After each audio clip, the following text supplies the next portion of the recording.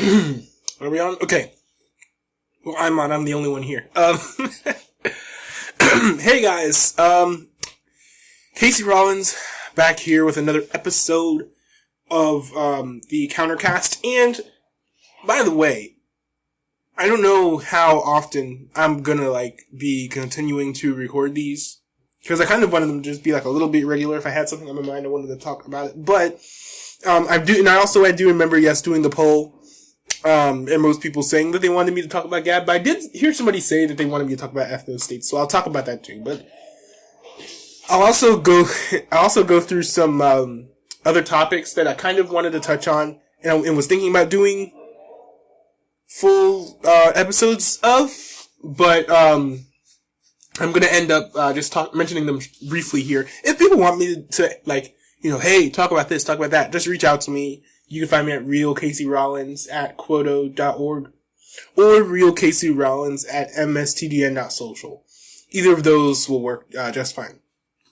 So, yeah, just reach out to me. But I think this is probably going to be my last regularly scheduled one. If I ever feel I'll just sit around and talk, I'll do another episode. But anyways, my cold that I literally started feeling the effects of last time I was recording is feeling a lot better. Or at least I'm feeling a lot better because I don't have the cold as severely. So that's cool. So I guess I'm gonna start by talking about a softball thing, and it's not even that political. It's Flame's new album. So actually it's not an album, it's an EP called Extranos. So Flame came out with this EP called Extranos, where he basically talked about him transferring over from from Calvinism, because he was a strong Calvinist, transferring over from Calvinism to Lutheranism. I guess Lutheranism is the term, right? If not, it's your guys' fault for not telling me. So in the album, Flame really talks about his gripes with Calvinism. And I am, in fact, a Calvinist, but I do think that his gripes, some of his gripes at least, are valid. First of all, he took issue with how, systems of Calvinism that place, that place sanctification over, sola fide. Now, yes, I think sanctification, and he agreed that sanctification is definitely a part of salvation, but if somebody isn't necessarily growing spiritually at the same state that you would want them to, or that they themselves want, that does not mean that they're not saved. Because, the whole thing, and here's the thing, the whole thing with Calvinism, at least for me, in my perspective, my theological perspective, was, we are all saved by grace through faith. So if you have faith in Jesus Christ, that he is the one who's paid the debt for all your sins, then you should be Gucci. If you're saved, you're saved. It's not you're saved, but your deeds will somehow make you less saved than you were before. Or you're saved, but only if you be a better person. It's not, Calvinism is not,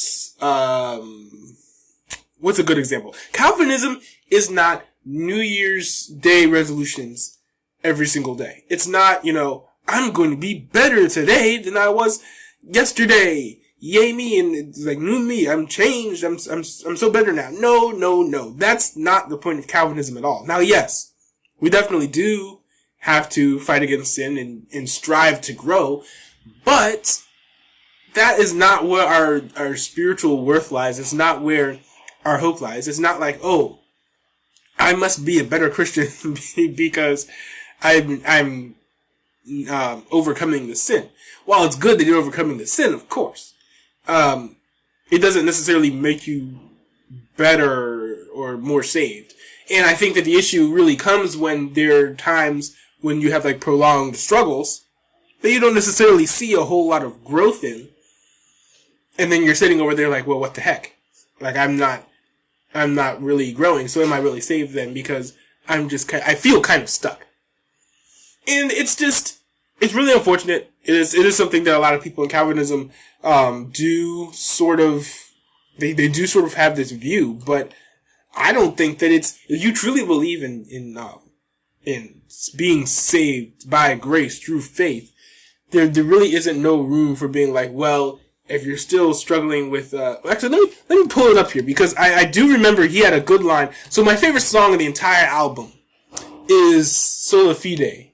I would play it if it wasn't for like copyright issues, but it's called Sola Fide. The beat is banging, but like the song itself is just like the lyrics are like super rich, and everything that he talks about, like some of the stuff he talks about, and like some things like limited atonement and stuff that I don't necessarily agree with, but he hits on like so many things. They're like it's insane. Where's the line? Oh yes. So a lot of it's in verse 2 is kind of like what I'm talking about. Oh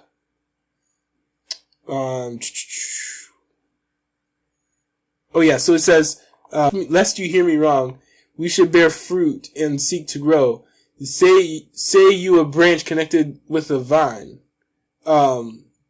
Then I'm expecting to see results, but the problem is with sanctification, being in the place that you want to take them, then obviously do probably depress doubting his salvation. It's kind of Pharisaic how we arbitrarily make these laws. He's been saved for how long, and he's still struggling with the same flaws, and then you prescribe he scuba dive in that same heart, and that sin-filled hope killed, broken-willed, and super dark.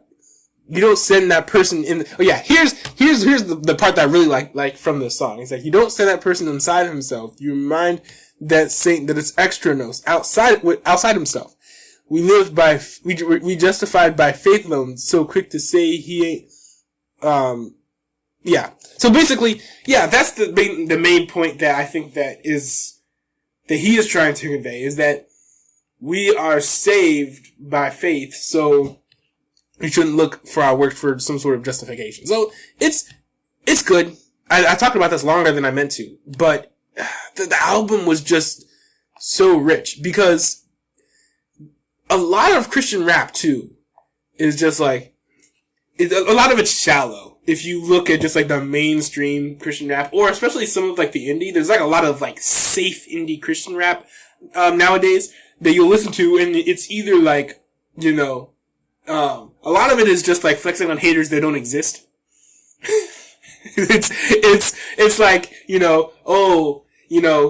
such as somebody like, people tell me that I couldn't make it, but I did. Yeah, I'm in high school, blah. Like, and I'm being serious. There's an artist that I've been listening to, and his songs are okay, but it's just, you can't listen to too many of the songs in a row because it's just so monotonous. It's almost like NF. Let me see who the artist I'm talking about is. I believe that this is Andrew. Yes, Andrew Narvaez or something. He's one of the indie artists I've been listening to, and I like listening to like indie Christian rappers because I do want to support them. But it's like you can't just sit here saying, "Oh, people tell me that I couldn't make it, but I made it." Yeah. Well, you have less than 1,000 plays. You didn't make it. Sorry. I'm being serious. You didn't make it if you're still indie, like, and nobody's listening to your music. But I digress. A lot of Christian rap is very like self-focused. Like it's either I got skills, I got bars, watch me flow, or like there's a lot of people like talk about people can't say that people like couldn't say that I could rap, but I can, and like. I'm saying I'm gonna put hope in these streets, but all the songs are really just about him saying that that's what he's gonna do instead of him actually like putting hope in his lyrics. Or you have the sad introspective songs, which now because a lot of pop culture and music and stuff is all fixated on I'm sad because my ex left me or something. So you, especially popularized by NF, you have a lot of songs like that. Then you move over to the more traditional side of Christian rap, and like, especially with artists like Bizzle and things like that too. You have a lot of, See, I'm changed. I'm different. I don't do this no more because I'm a Christian. Like, all kinds of stuff, which is nice stuff to bump to. But when you have all of those messages being pumped in at the same time, I feel like Flame's album, Extra Nos, or EP rather, could really serve to be a sort of like countercultural message. And I hope that it starts a phenomenon, really, in how Christian rap forms its lyrics. Now, here's the problem with this, is that, unfortunately, I wish Flame were more of a trendsetter than he is. Sadly, and I don't want to admit this, nobody pays attention to Flame in Christian rap. And it's really unfortunate because Flame is such a talented artist. He does things in his musical production style that I find are revolutionary for Christian rap, at least, as far as like kind of catching up to non-Christian rap, because a lot of people imitate it, but he imitate what secular rappers are doing, but instead he adapts. He keeps his flow for the most part, although he progresses it and makes it better, but all he changes really are his beats. You could probably listen to his music from 5 or 6 years ago and he has the same flow, but he's perfected it now, so now it's better. But also, he's being genuine, I feel like. He's not talking about the same thing that everybody else is talking about just because they're talking about it. If that were the case, he'd be like the same lame old rapper who's saying, you know, yo, see, I made it, look at my flow is really hot. He would also be like, you know, I'm changed, I'm so different because I found God, or something like that. And then he would have one song about his broken heart. And that's your formula for the Christian rap album. You gotta talk about being better than everybody else. You gotta talk about haters that don't exist. And you gotta talk about how you have a flow. And it's so monotonous. And that's one reason why I love Flame's album so much. And that's why after listening to it, I went back to listening to some Cross Movement. Cause you know what? Flame's album really reminded me how much I missed theological rap. Theological rap is like so rich. There's so much content there. And it makes all other music sound shallow in comparison. So props to Flame for coming out with this breath of fresh air into Christian rap so early in the year. It's only January. Alright. So moving on, I do want to touch on Sanctity of Life Month for a little bit. I did hear that it's Sanctity of Life Month earlier today. And the interesting thing about this is, actually, I feel like I meant to post something about this on Mastodon, but I forgot to. I've been hearing people say, oh, this is like a time when like some pro-lifers go around and they celebrate sanctity of life. In my opinion, there isn't really anything to celebrate. We have like over 62 million dead babies, I think is the kill count right now. Is that something to celebrate? I mean, are we supposed to come back next year and celebrate 63 million? I mean, I think at this point there's a lot of work to be done. Now, yes, we do have Neil Gorsuch up on the Supreme Court now. So, hopefully, eventually, I think the hope is within 4 or 5 years that Roe v. Wade will be overturned. And I think it's definitely destined to be overturned. Cause like the ruling is just so egregious that and there's even like flaws in their own, like in the ruling that create inconsistencies. Like what? Like you could kill a baby that's 3 months, that's 3 months along, or not, it's like 2 trimesters along in the pregnancy, but not 3. Like, what's the deal with that? They're like inconsistencies like that, and also just like the fact that, you know, abortion is like wrong, and it's actually discriminatory. It's ageist to say that it's fine to kill a baby that's inside the womb versus like outside the womb. So, I don't know, man. Now, yes, I do know a lot of people that I follow or whatever, or that follow me, do take issue with my pro-life stance in some sense. But here's the problem. So, the thing with being pro-life is, it means that you really like people. I love people. And I want to see everybody doing well. So that means if somebody is sick, I want to see them, like, get care. If somebody, is feeling down, I want to, like, talk to them and kind of encourage them and raise their spirits. I'm not the kind of person who's going to be like, well, your life is probably going to suck, so let's kill you now. That's a terrible way to go. Imagine if hospitals were run like that. Right? And I'm being serious, and it's pretty sad because they would actually call that healthcare. Ironically. But, and actually, you know what? You know what? Never mind, stop the presses. They actually do this. It's called euthanasia, and I'm against this too. So, and I was going to talk about this too, so I'm just going to go ahead. And I'm against euthanasia, I'm against suicide, and I'm against abortion. For all the reasons is that humanity is cool, humanity is great. Well, I mean, it's not cool and great, but it's like, I mean, we're all totally depraved, but we're all made in God's image. And here's the plain fact, okay? Let's just put all cards on the table. If you're human, you should naturally care about other humans. You should naturally want to see the human race thrive.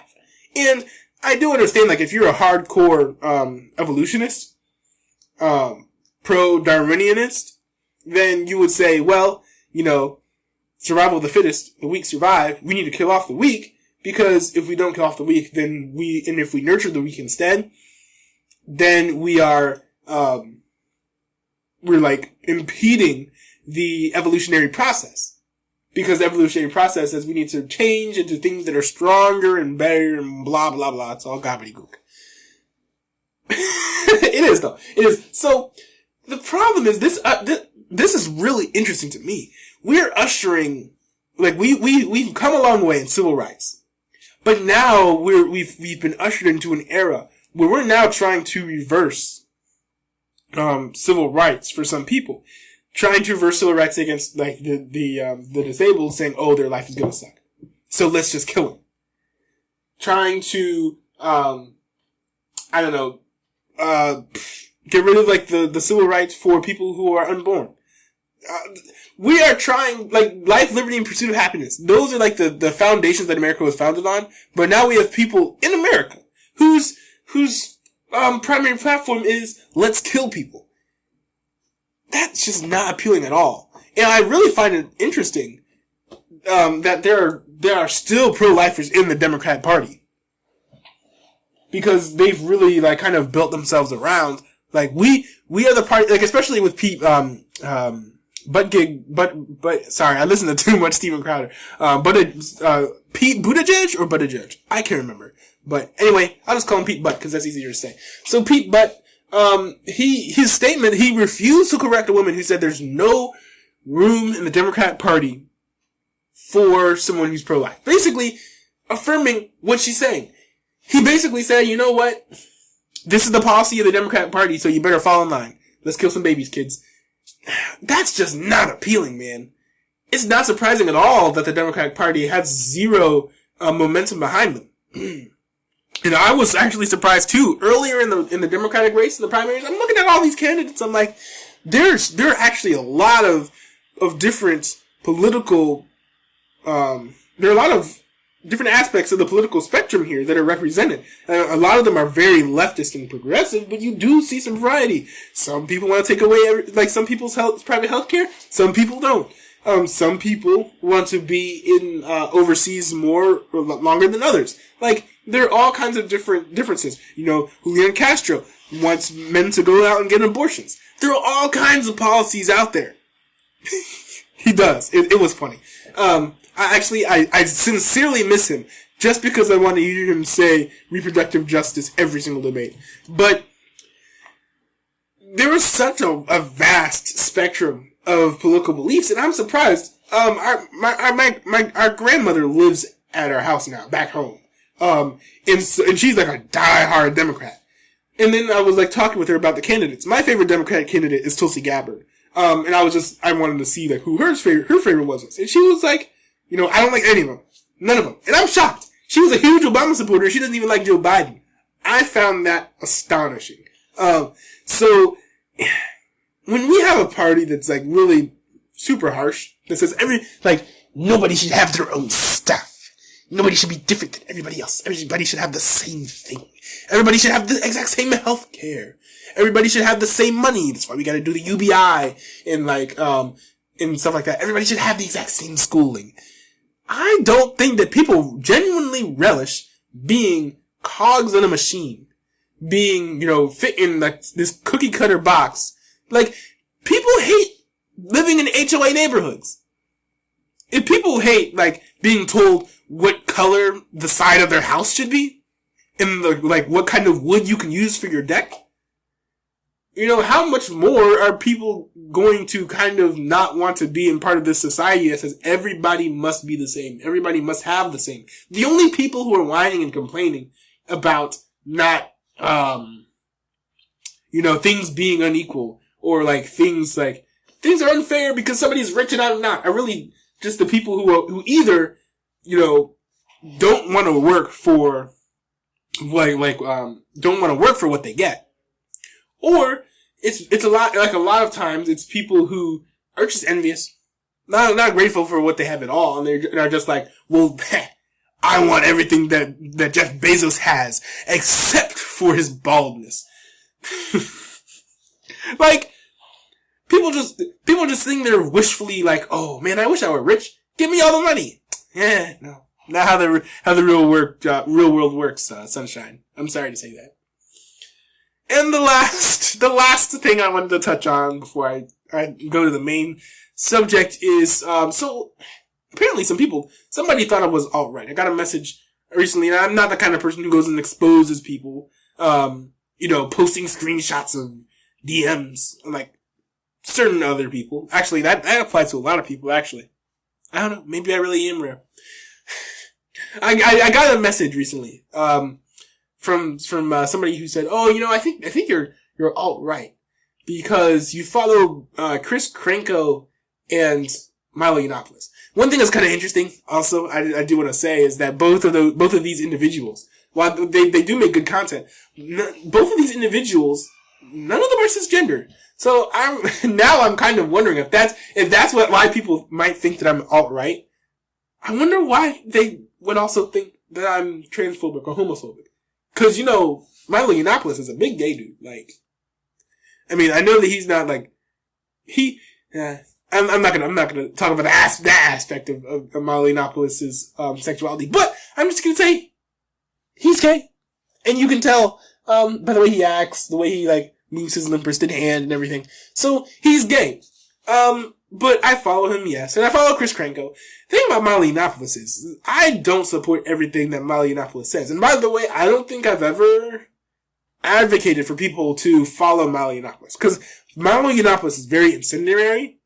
He's very mean. He goes about his discourse, in a lot of cases, in ways that I don't really agree with. Because he's very harsh. And yes, there are definitely certain cases where you can be appropriately harsh, appropriately blunt, and appropriately critical.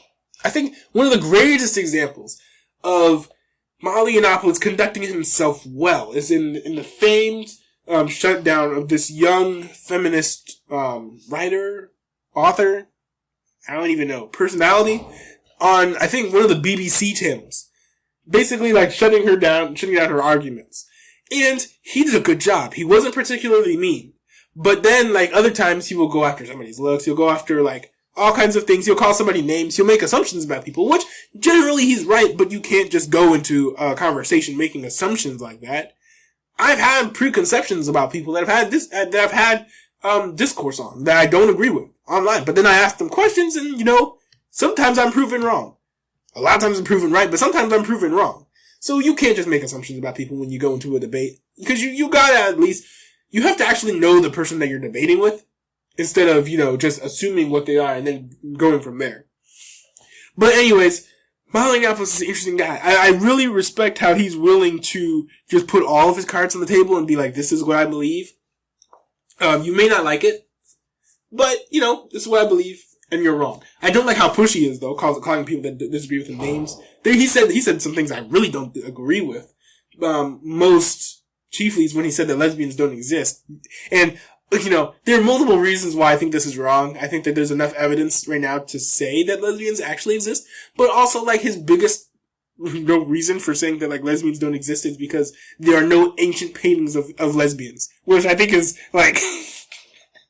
That's like the most preposterous reason, like, for anything. It's like, so these kinds of people don't exist because there weren't ancient Roman and Greek paintings of these and the sides of caves. I'm like, bro, that's like, that's not even a justification, or that's not even proof.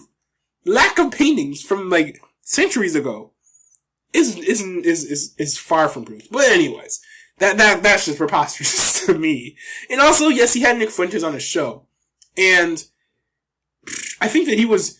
I don't want to like beat him up like how Democrats beat up Jimmy Fallon. I think it was great that Nick Fuentes was on his show, but I do think that Milo Yiannopoulos holds a level of respect for Fuentes that is completely undeserved. And here's why.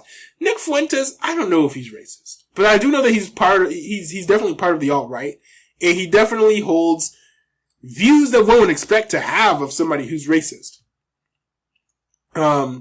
Just like a lot of, getting rid of, let's get rid of immigration, things like that.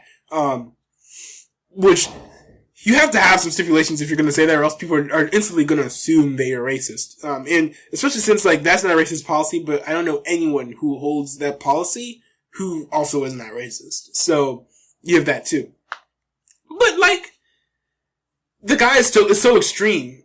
And then for Milo to say, the only thing that I disagree with is, I don't like your immigration thing.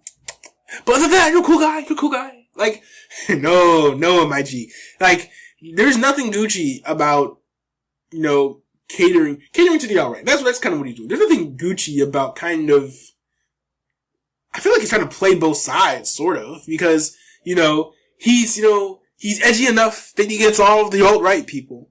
But he's also edgy enough that he gets some of the mainstream conservatives. That's Nick Fuentes. Just no. But anyways, I'm not all right. If you follow me, you know I'm not all right. The fact that I'm just sitting here praising a gay dude who I don't even know if he's all right. Depends on your definition of all right. Maybe next episode I'll define all right if that's what you guys want me to do.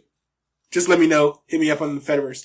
But yeah, I'm not all right. I don't think that Nazis are good, and I'm going to talk about that in a bit. But literally everything about the alt-right is bad, and here's the big reason why the alt-right is bad, okay? The alt-right is bad because it's against freedom. So, when you look back at America, right, and you look at the society that we've tried to impose, and what made America so great? What made America so great is the dedication to freedom. America was built on freedom. We were like, we want to worship God in England, but we can't, so we left. And we're like, okay, we are going to found this new nation. Anybody can worship whatever God they want. And, what naturally fled from founding a nation of freedom, came out of that. So you have all this freedom. People can literally do whatever they want. I do think that there are certain things that, there should be few more restrictions on, but in general, we have a pretty free society, don't we? You can pretty much come here and live whatever life you want. But the alt-right says, no. We want, well, first of all, there are different types of alt-right people, okay? There's one type who's merely mad about, changing demographics, right? They're like, there are enough white people. Which really, the real answer to this, and I think that Milo Yiannopoulos, said this too, was just get married and have babies. I think Ben Shapiro talked about this too. But yeah, that's the real solution if that's what you're really upset about. But a lot of it comes from just, being mad that there are other minorities who are growing in number. Which in that case you really should be a Democrat and advocating for Planned Parenthood centers being built up in Hispanic communities. But, I guess we'll talk about that for another day perhaps. But just the idea of, we don't like this, we don't like the genetic makeup of our country. So let's put in these restrictions and change things. We want to, and I agree with deporting legal immigrants, but a lot of people in the alt-right want to kick them out just because they're not white, which is which is wrong. And it does not come from a state of loving freedom, at least not for everyone. Also, people are saying, we should shut down all immigration. That's also, and a lot of times that's also for racially charged reasons. And, I do think that it's probably a good thing to do temporarily. But to say that that's something that we should do indefinitely because immigration is bad, no! There are so many American accomplishments that could not be done without the ingenuity of people that we've imported from other nations. In fact, we are at the point now where we are poaching like the best talent from all across the world to a point now where like other nations are in a deficit because we're taking all of the great South African doctors. And I'm being serious. That's what we're doing. So you kind of look at the like the alt-right, and they really stand for being against freedom. And then this is also why I oppose ethnostates too, is because you look at like neo-Nazis. So you have people who want to install like a Nazi regime, and you also have people who want to bring back the Confederate the old CSA. And the funny thing about the CSA is that it's never going to happen. The funny thing about the neo-Nazis thing is that that's never going to happen either. But it's just funnier in the CSAs because like it's just like so obvious that like it's not even funny. But the funny thing about the CSA is that like they're all like, oh no, our way of life is being threatened. No, it's not, dude. You just mad because there's a black king next door. Like.